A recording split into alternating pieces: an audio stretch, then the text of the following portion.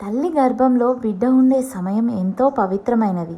ఆ సమయంలో తల్లి శరీరమే దేవాలయం అవుతుంది. బిడ్డ ఆ దేవాలయంలో పెరుగుతుంది.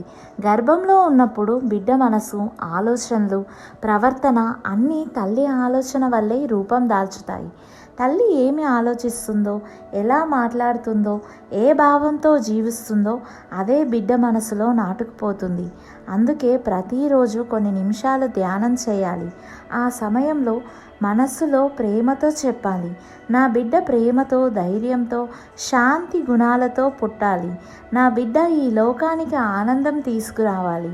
ఈ మాటలు కేవలం మాటలు కావు, ఇవి ఆత్మస్థాయిలో బిడ్డతో జరిగే సంభాషణ. గర్భంలో ఉన్న బిడ్డతో మాట్లాడండి. మెల్లగా ప్రేమగా చెప్పండి, నీవు సురక్షితంగా ఉన్నావురా. నా బిడ్డ అమ్మ ప్రేమతో నిన్ను ఆలింగనం చేసుకుంటుంది. ఈ విధంగా రోజు మనస్ఫూర్తిగా బిడ్డతో మాట్లాడితే ఆ బిడ్డలో ప్రేమ, శాంతి, ధైర్యం, మానవత అనే గుణాలు స్వయంగా పెరుగుతాయి.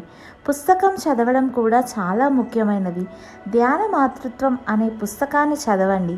దాంట్లో గర్భధారణ సమయంలో తల్లి ఎలా ఆలోచించాలి, ధ్యానం ఎలా చేయాలి, బిడ్డతో ఆత్మస్థాయిలో ఎలా కనెక్ట్ అవ్వాలి అనేది అద్భుతంగా వివరించబడింది.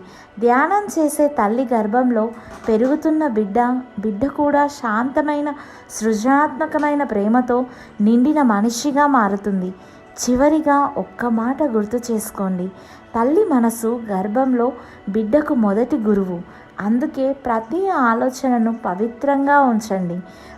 ప్రతి మాటను ప్రేమతో చెప్పండి. Thank you.